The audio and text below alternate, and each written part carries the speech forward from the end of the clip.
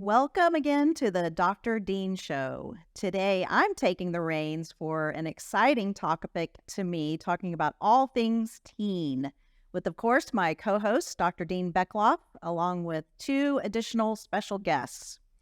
We'll be talking about what makes this time of adolescence so challenging for both our teens and our parents, and be hopefully providing some great tips and strategies to help this be a time that is more positive for both. Dr. Dean Beckloff has been working as a counselor with students, families, kids, and teens for over 40 years. As the founder of the Beckloff Behavioral Health Center, Dr. Dean focuses on children and families that need a little extra help via counseling. Each week with Dr. Elizabeth Zach, we discuss all things family related to help people create the positive family they want to build. Welcome to the Dr. Dean Show. Welcome to the Dr. Dean Show. I am Dr. Elizabeth Zach, and I am thrilled to sit in this seat today as this is a show I've been wanting to do for years. Today, we are joined by, of course, my co-host, Dr. Dean Beckloff, and Dr. Graham Martin, who is our assessment director at the Beckloff Behavioral Health Center, and our very special guest, Dr. Kenneth Wilgus. Dr. Wilgus is a licensed psychologist, a sought-after speaker, and the author of my most favorite parenting book, Feeding the Mouth That Bites You. And so we are thrilled to have you here today. So I've joked that Dr. Wilgus may wonder why his book sales have increased exponentially over the past 3 or 4 years. And I think it directly correlates with when I purchased the book and began recommending it to all my friends with teen parents, along with all the parents of teen clients that I work with. I call it required reading. I think it is a fabulous book, and I'm thrilled that we can dive into this topic with you today. So. I have 2 teenage boys myself. I have an 18-year-old, just turned 18. Wow. And a almost 16-year-old. So this is an area that is, is right at home for me. But I thought we could start a little bit with talking about, what this time period is. We're talking about adolescence. I'm interchanging it with teenager, right? But talking a little bit about what time period we're talking about. Well, in general, it used to be from about 13 to 18. Sadly, in the last decade, it's become from 13 to who knows. And one of the main things that I talk about is what most people think about as adolescence when we all roll our eyes and think, oh no, teens. That's very new. There was no such thing as adolescence like we think about it. I think you call that the problem of modern adolescence. Modern adolescence. So a lot of parents think they're being very conservative because, we really clamp down on our teenagers and all that stuff. They don't realize they're actually being pretty modern. For all of time, everyone knew that childhood came to its natural end by 13. And if you live in a culture that has more complicated, our 13-year-olds don't tell them, but they're not ready to live on their own. But that we have a longer period of training before you're able to live on your own, but that period of training is not the same as just being an old child. So adolescence really should start right around 13, but in our culture, its natural end actually is pretty much the end of high school. At that point, your kids need to be prepared to be managing most things on their own, and parents get very frightened by that. Just that doesn't seem like a long time when you think about a kind of never-ending childhood. Why the name? Feeding the Why Mouth. the name? So Yeah. that's a quote from an author named Peter DeVries. I think it's just in a novel, but I found that years ago where it says sometimes parenting seems nothing more than feeding the mouth that bites you. Well, it's a phrase that if you say it to a group of parents of teenagers, they all go, "There's." So it feels it pretty much encapsulates the experience. Best parenting book title of all time. I appreciate it because one agent said, well, it sounds like a cookbook. But I think that it also represents a lot of what I recommend that parents do, which is giving, we'll get to this, I'm sure, orderly handing over of freedom, which again is a bit like the food that young adults are looking for. And when they don't get it, they'll bite you. So it kind of is both the experience parents have, but also a little bit of what I recommend parents do. So with my 18-year-old, I've recently heard more and more when I've requested something or asked him to do or not do something, but I'm an adult. Love that. Now, is I'm he an adult. a senior? Did he just finish? Yes. You'll be a senior. Yeah. He's a I young, love talking to 18-year-olds that are not finished with high school that tell me, oh, I'm about to be 18. right. I'm like, well, great. You can vote, but you won't do that. No one under 18 votes. You can't even buy cigarettes or drink. Other than that, you don't get much because unless you want to move out of your parents' house. Can't you get a gun? Can't you buy a gun? Yeah, I'm sure you can do that at 12. This is Texas. Well, I've used the, you're still under my roof. I still pay for your car. I pay, all of those things. But I think there is, a process, and I think you call it, that these kids are adults in training, right, and working toward, planned emancipation. So maybe we can talk a little bit about what that means. Yes, and that was one of the things that I loved about your book was that word, emancipation. Is just like, oh, that's it. And just that's so much the sense. code It just word. sort of brought the whole thing together. If someone has about read the book, adolescence. they'll use that term, and I'm like, okay, so you get it. And it's really just the recognition. You begin with the end in mind. That's one of the 7 habits of highly successful people. And just think about when are you going to be done, and orderly transfer of freedom, not privilege. Privilege says, okay, I will let you go to that party, even though I don't like it. Freedom says, well, you're 37. It's time for you to make your own decision about, or whatever, So the point is knowing when do you say, we will hand this over to you. You don't have to ask us about handling this. And that's done in an orderly way. Usually it ends up happening because the teenager has ripped their freedom out of our cold, dead hands. We're trying to hold on because we're fearful. But Absolutely. But it's a...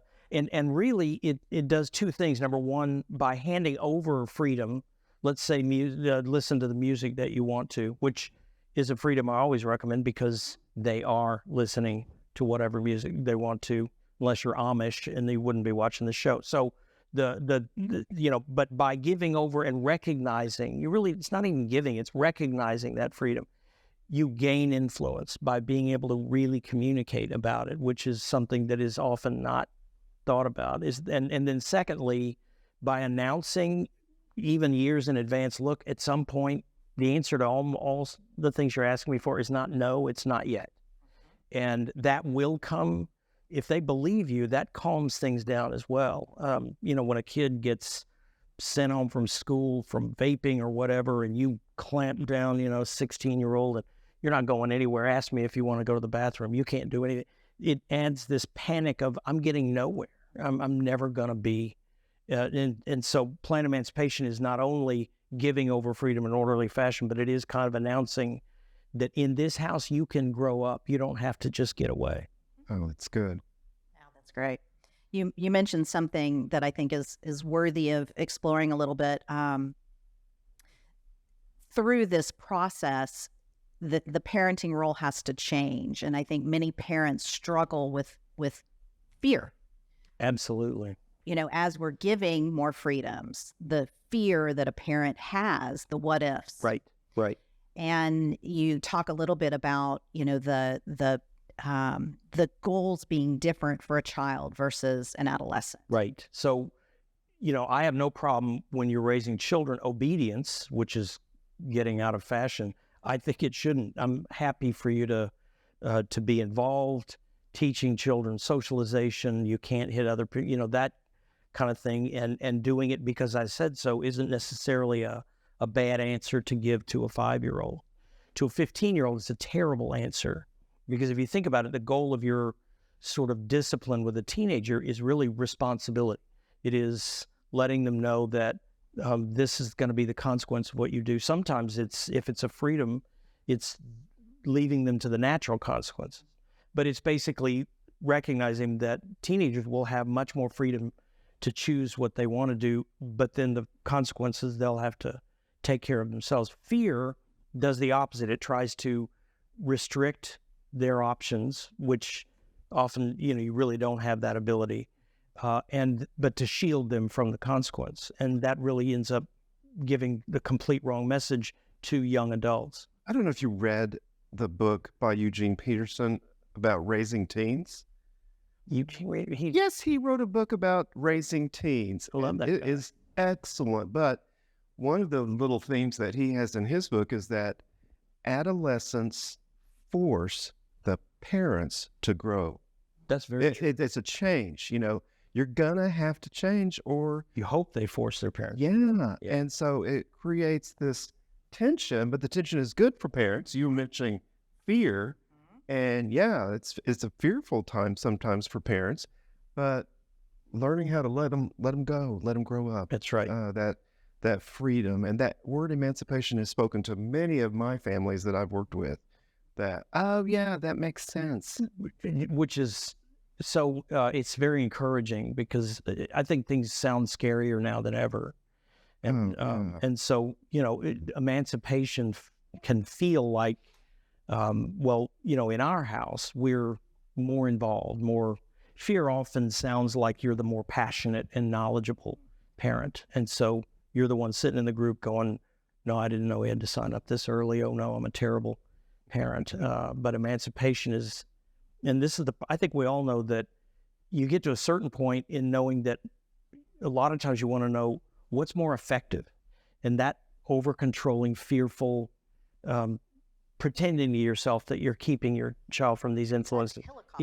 Right? Well, they work now on what's the new image. Now it's bulldozering. Right. Like, how do we I think capture this? Wrote something about that. Yeah. Which again, for young children, I don't really have a strong opinion, but by adolescence, you're going to be a joke. You're not effective. And even worse, occasionally, if you are effective, if you have a teenager that stays in his room and is playing games all the time and whatever, and still sort of passively obedient, that's even worse, because they're not prepared for anything. And that's what we hear about from our parents quite a bit. More and more. Yeah. It's really grown in the last decade. Mm-hmm. I know, Dr. Martin, you have young kids yourself, and so this is a time for you of teaching them, molding them, and then soon you'll be at a different place. But in your practice, I know you work with a lot of teens. What has been your experience of this push and pull of parents maybe wanting to have over-involvement and teens really pulling away from that? Yeah.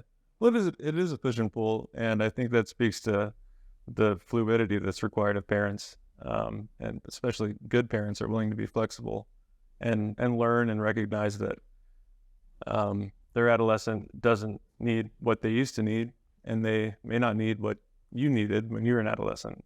And the recognition that, that things are changing quickly.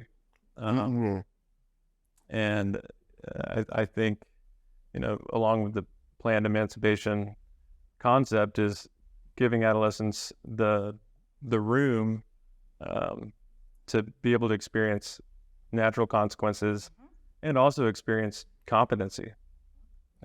In order to feel competent, there has to be trust in your ability to at least try. That's exactly right. And a lot of times now, I think parents are having to press their kid to, kids don't even want to get a driver's license. I know where I was on my 16th birthday. I was at the DMV getting ready, and now it's like, why would I do that? I'm just got to carry my sister around. Yeah. And a lot of that competence even requires parents to say, no, you're going to go get that license. You're going to go to this thing, and pressed it so they feel that competent. I wanted my kids to get a driver's license. I was tired of carrying them everywhere. Right. That's, you're getting a license. And unless you're afraid of, but it's really scary out there. But again, I think it's about communicating competence and trust and being respectful, really. And why does it take flexibility to be a human being. Mention flexibility. Yeah. Everything requires flexibility. Everything. I think it takes discipline on the parents' part. Like if your kids fold in their own laundry, the ability to bite your tongue and say, nice job. That's Good fold. It might not be as good of a fold as you. It might not be the way you fold shirts, but they're folding their shirt. That's really true. So Ken, Dr. Wilgus. Yes, sir. When I turned over the laundry to my 13-year-olds is when the laundry basket had folded clothes in it that I had folded up for them and put in their room and said, do you mind putting these away?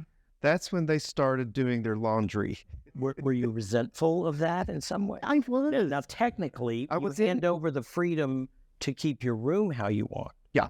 Because you don't want me going in there, getting your clothes and whatever. And I became inflexible. And with that freedom comes responsibility. Thank you. And responsibility is there's the washer, there's the dryer. Isn't that a Spider-Man thing?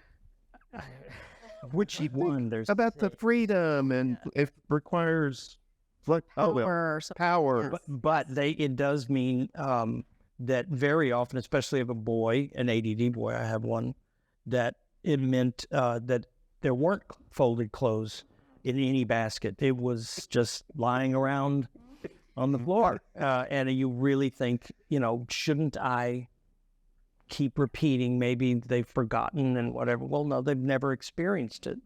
Well, that's exactly. I love that we're talking about with freedom comes responsibility, and I love your approach, and it's almost like a scaffolding, right? As they get older, there's more freedom. Right.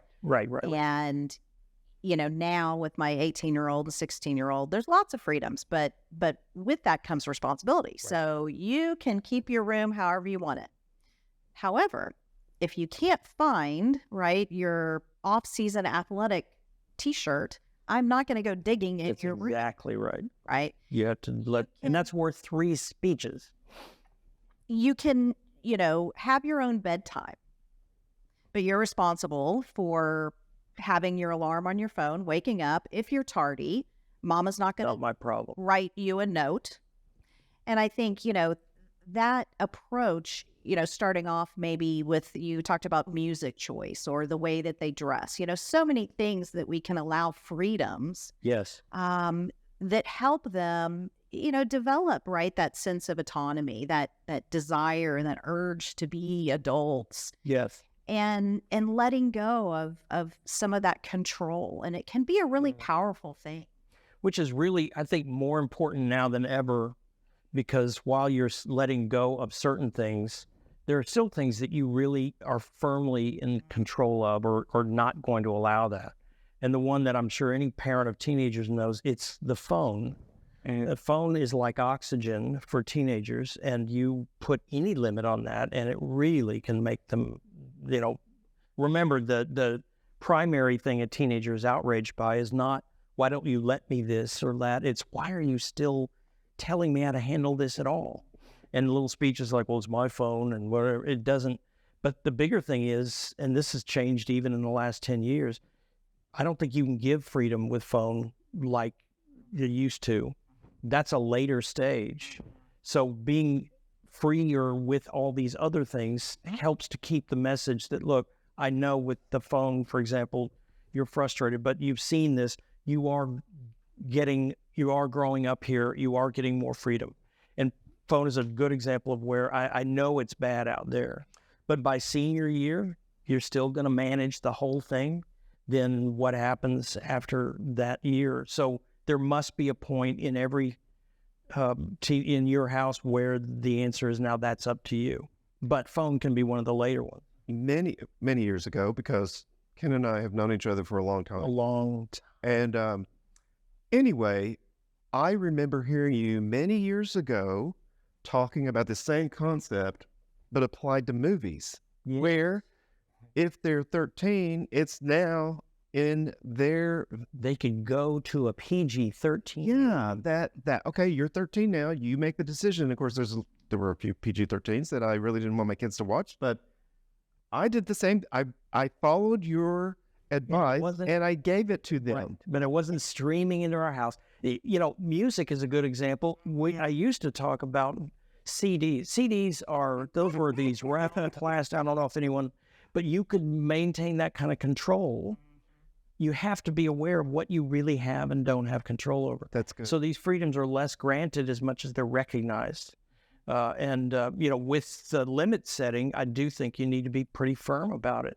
But that limit setting isn't I'm going to make sure you don't this or that. It's if you do this, then I find out, there'll be a real consequence for it. And that's a very different approach to it. We don't have to tell them that they're going to suffer. And well, you tell them that'll be part of the speech that you make, which I enjoy in my speeches. My children told me they don't remember anything I said in my speech.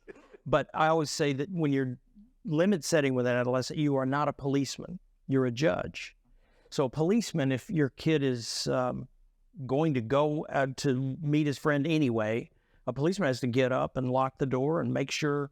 But, you know, you're a judge going, well, are you seriously going to leave? Okay, well, I'll see how long that works. And then, because I'll need some time to think about it. This is going to be bad for you. You're going to suffer quite a bit if you leave. And calmly, you know, mete out that justice and so forth. Mm-hmm. I think that there is a shift with our young kids, right, where we are policing and then at a certain point letting choices be made and consequences may be doled out by the judge. I tell my kids I'm the judge and the jury. They love that, don't I got it both. Yeah, I can just see the eye rolls. So maybe we can talk a little bit about why discipline is so tough with this age group and how we handle expectations and consequences and a little bit about that. So I think a big part of it is, you know, that's why we talk about a freedoms list first, is it discipline carries with it the assumption of I'm the knower, I'm the powerful, and I'm letting you who are weak and ignorant, you know, and that's how I'm interacting with you. If you put in place right from the beginning that, you know, in this house, you're now a young adult and we want to respect that. I know I can't make you think certain things. I know that I don't have full control over you. Just if you keep reinforcing that, that kind of message, then the discipline part is helped a little bit because of for teenagers who are young adults. You got to remember it may sound like, why can't I go do this? Why can't I have that? It's really the extra frustration that's underlying it is, why are you still even telling me this? You know, should be completely my life. And you can have a kind of sympathy that, yeah, I know this is a drag, but it isn't yours yet. But again, that progression of, but it will be, helps a lot. But I think that's a big part of why discipline is hard is in America, we don't make any distinction. And I'd say the most common parenting mistake that I have is using children's parenting techniques with young adults. And so it's extra hard because it's patronizing. It feels that you don't respect, and often we don't, that I'm not an old child, I'm a young adult. But parents can be comforted that you do have a young adult. And that's what you hear from the teenagers too. You're like a smiley. But I'm not a kid anymore. Without extra reminding them, it is true that they are very poor. They own nothing. Even the shirt on their back now, you own it. My favorite is when a kid will go, well, they can't take my computer. My granddad gave me that. I'm like, really?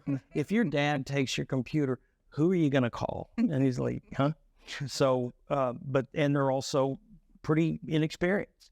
So you can have a sort of respect for where they are, but also, you know, kind of reminding them that I'm intervening like this because you don't own anything. This probably is a topic for another time, but nowadays then too, we have 2 homes. And so when daddy says you can't have that phone, mom bought it.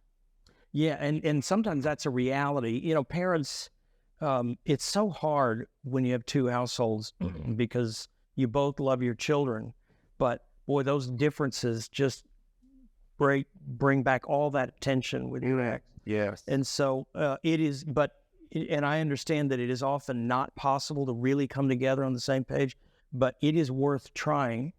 And this is the part that'll surprise you. It's even worse if you're the one parent that's the extra restrictive, and it's the other parent, often a dad, Disney dad. I've been accused of that, being that lets more happen. It may be worth you rethinking your restriction because of the whiplash shift from one household to the other. So you may find yourself saying, you know, I don't think you should have your phone past 8 o'clock, but I know at your dad's he does, so we're going to move it to 10. And I'm sorry, but that's the most I can do. But it's a kind of making some kind of connection, because you can't get a teenager to later appreciate that, well, you were the strict one, but I always knew you cared. No, you cut each other off at the knees, and it really kind of mixes or mutes the message from both of you. Absolutely. Well, what about other tough stuff? You know, I used to call it sex, drugs, and rock and roll, but now I think it's more social media and devices and gangster rap, pornography, Yes. right? I'll tell you the biggest thing that is to me the thing that worries me the most is social isolation. I cannot believe, mobility changes, causes it. My best friend moved, and but that's a big part of the effect that devices have. So, all these things. The biggest concern is, what does it do to real social interaction? And I've been doing this for 30 years. And only in the last 5 years, I've had to actually instruct teenage girls the importance of social relationships. You don't ever have to teach a girl. That's what boys are like. They're so dramatic. Well, drama is all the good stuff of connection and all that.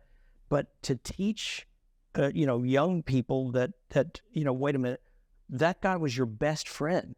Yeah, well, I don't talk to him anymore. What do you mean you don't talk to him anymore? You go and deal with it. It's not about being part of a group. You can't be friends with a group, but you and that person, maybe too, if you're really blessed, then you ride through life together. And that's so hard now. And I'm very concerned about parents, and not only for your kids, but for you as parents, really holding on to those friendships and letting your kids see that these lifelong people, these people you've invested in, they're important, because the isolation is just killing us. I was worried about it before COVID. Okay.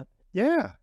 Well, so on the list of freedoms, you've mentioned that, and I mentioned one that I picked up years ago from you, and so then I went to my kids and said, you're going to have the freedom to pick what you want to watch, when they were 13. This is why your girls loved me. They were like, oh, yeah. He gets and this. So are there other things that you tend to encourage parents to allow more of, or to give that freedom? Because of the way things are now and so forth? Or just even with parents, like, how do you give them that independence? How do you continue to emancipate them? Emancipation is freedom. Well, if anything, the freedoms have gone a little bit backward in terms of, like I say, the devices is a thing that there's just no way to look at the research and go, well, screens aren't doing a bad thing. Yeah, they are. Mm-hmm. So that one's had to be released later. But I think the important thing is the list that I have in the book, those are, it's not math. There's lots of other ways to be creative, like, we're planning this summer's vacation. And so you two little ones go on, but I want your sister to stay because she's 14. We want her input. Things like that, helping them to kind of be more and more a part of, this is an adult thing we're all deciding. So make sure they're part of what we're really doing. And it's not even just a routine. It's true. You need your adult kids' help. I mean, good grief, most of the time, if you've got an iPhone, your kid can tell you how to do it before you can. So let them help you with stuff. Mothers need to let their sons, can you go pick that and get that out of the car for me? You're big, strong, flat belly boy. Why don't you do it? And that'll I need help. Look at me. I'm little. I'm frail. But really helping them to kind of feel their power. as Dr. adults. Zach's boys are like 6 something. There you go. They're just huge. They're huge, but we don't have it that is in our funny. I wrote a list to them recently about things that, new expectations, and part of that was joining me as a sous chef, right? That Oh yeah, needing to learn how to cook. Sure. Other kind of tasks, and ended with, my responsibility is to teach you to be, a healthy young adult who's independent. Yeah. And this is your time to rise to the occasion, and your Yes. wives will thank me one day. Well, that's a really good message. And, and you can judo flip this desire for autonomy with, I don't have time to help with that. And I often think, it's a good thing to go, what are you, 6? Get in here. If you were little, I would understand that. But you're 18, you need to come. I need your help more than that I'm teaching also, but I need your help. I'm behind here. And does that, someday you're one of us. So I need you to help me with it. I think that's really important. Well, let's talk a little bit about mental health and what we're seeing with our teens. Dr. Martin, I know you and I've talked a lot about just how much anxiety that we're seeing in our practice with our teens, and depression too. Thoughts about that? Yeah, I think it correlates strongly with social isolation, right, which you spoke about, and the lack of interpersonal connectivity and like real relationships. That, along with the destigmatization of mental illness, I think people are more comfortable talking about how they feel, and I think that has brought more people to seek mental health services, and I think that's a good thing. I think the fact that more people need it isn't a good thing, but I think that's right.